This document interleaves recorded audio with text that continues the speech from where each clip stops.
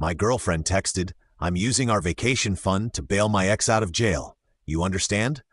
I replied, "Family first." Then I drained my half of the account and booked a one-way ticket to Japan. Her panicked voicemail when she realized she only had enough to pay the bail bondsman's fee.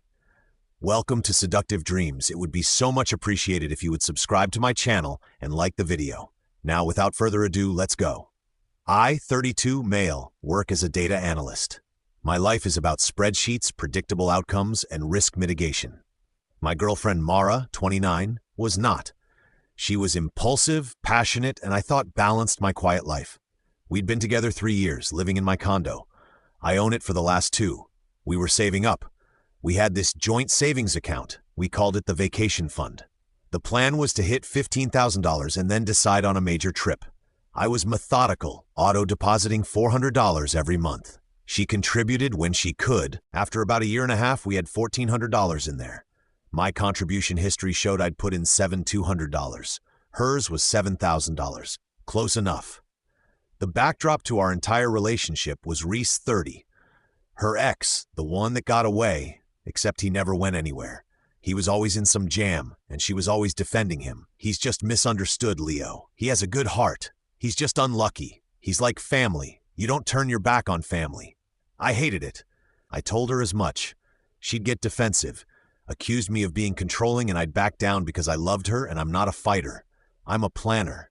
Yesterday, Tuesday at 11:04 a.m., my phone buzzed. I was deep in a query optimizing a database. I glanced at the screen. It was Mara.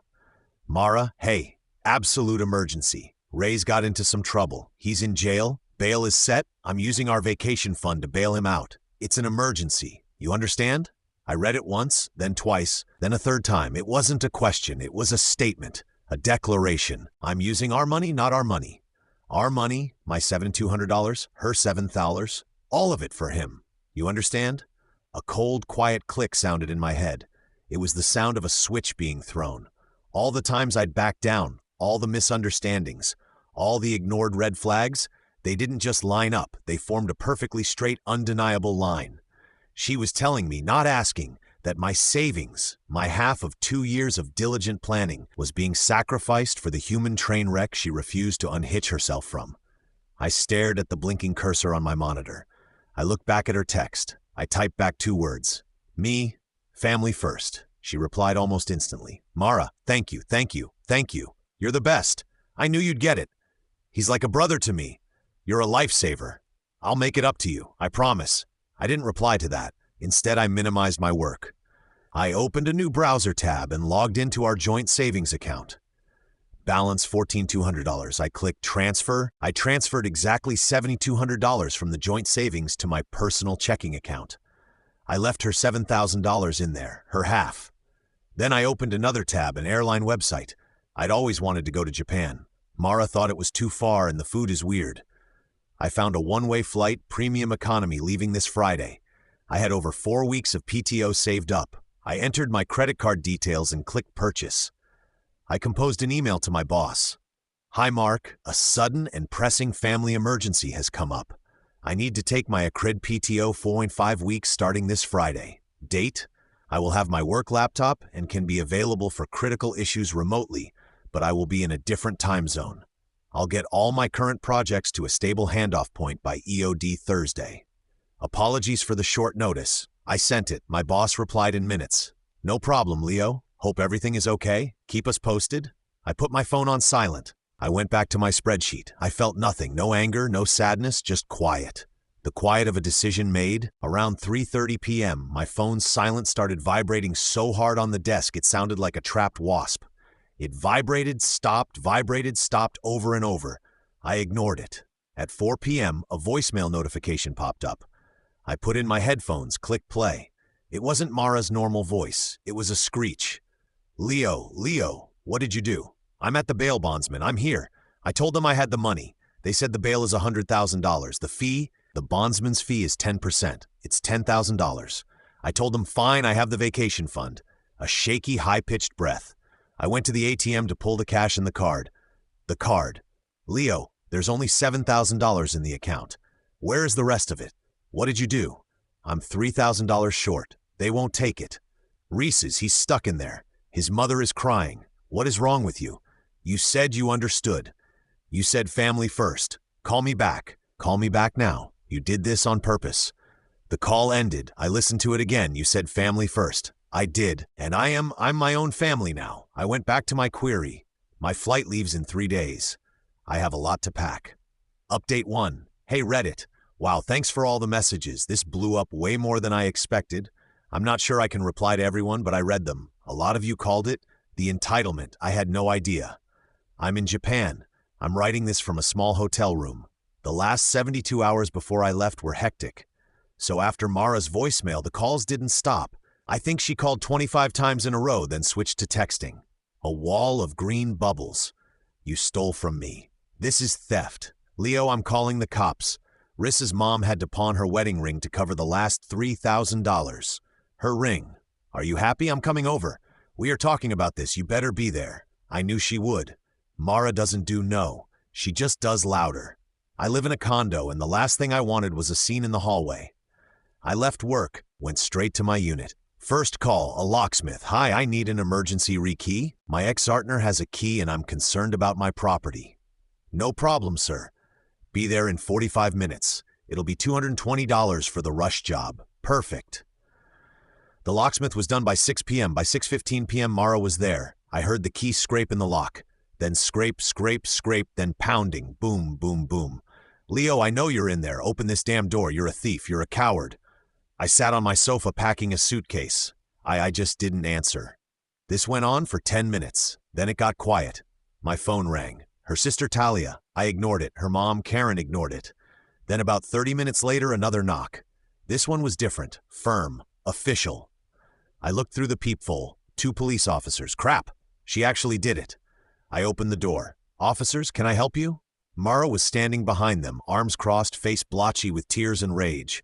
He locked me out, and he stole $7,200 from me. The older officer sighed. It was the I hate these calls. Sick. Sir, we received a call about a domestic disturbance and a potential theft. Hello, officers, I said calmly. There's no disturbance. This is my ex-girlfriend, Mara. She's upset. This is my condo. I'm the sole owner. I held up my driver's license with the address.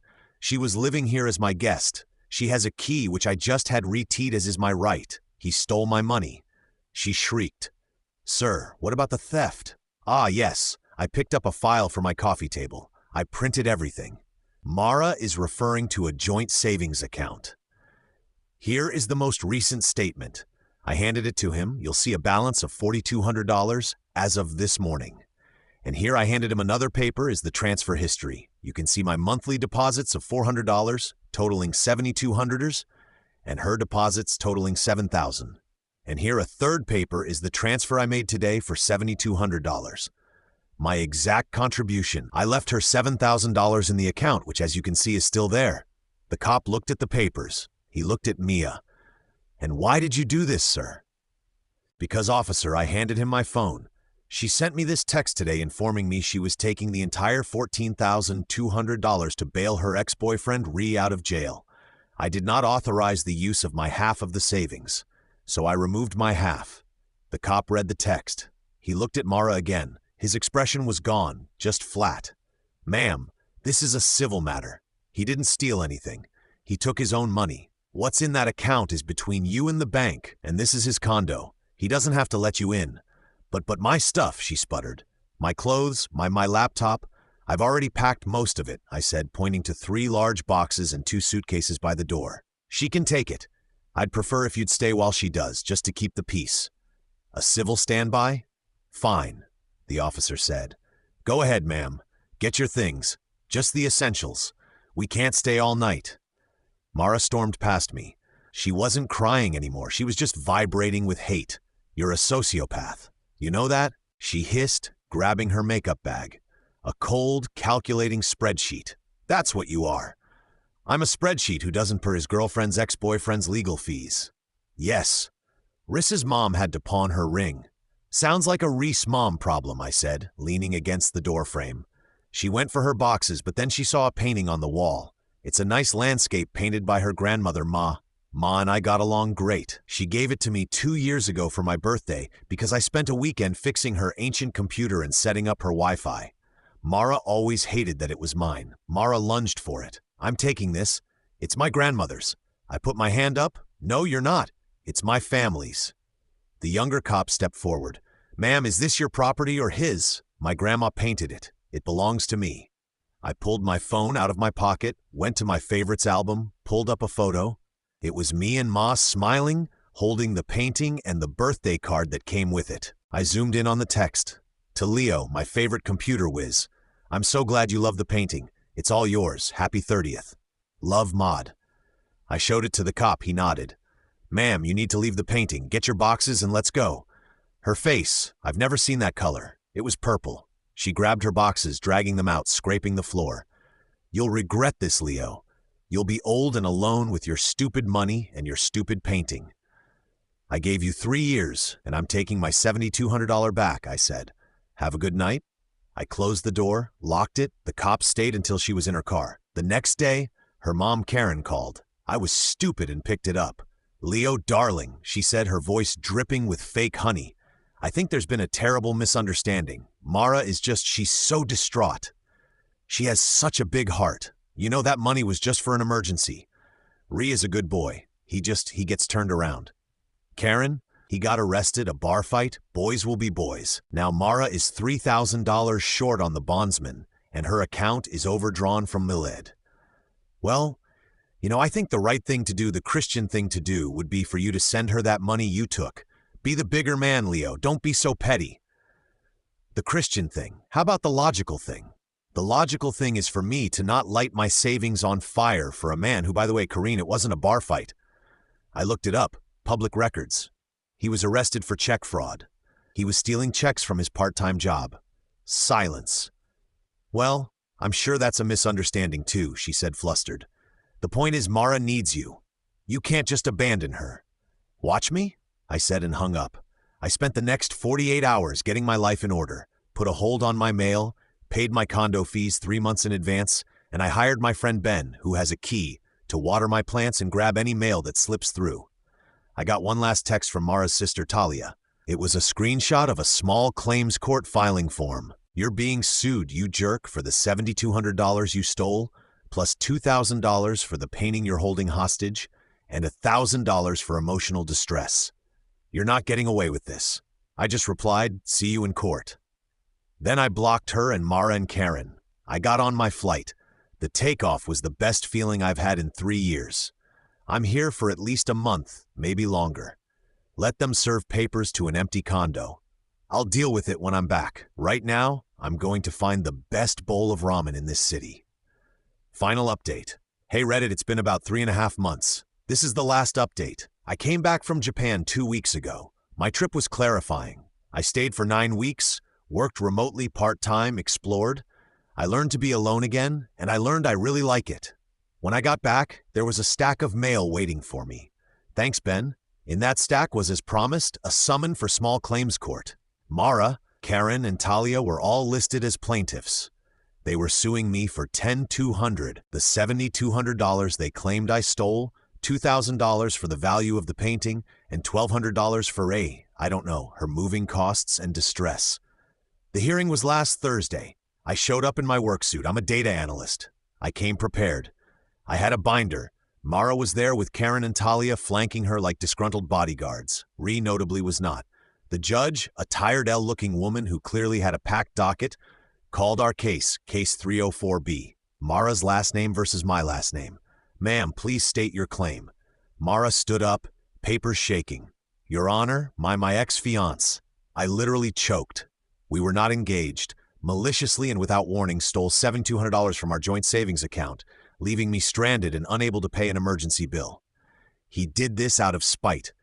He also stole a priceless family heirloom, a painting from my grandmother that's worth at least $2,000. And he abandoned me. I had to pay for movers and a deposit on a new apartment. It's caused me severe emotional distress.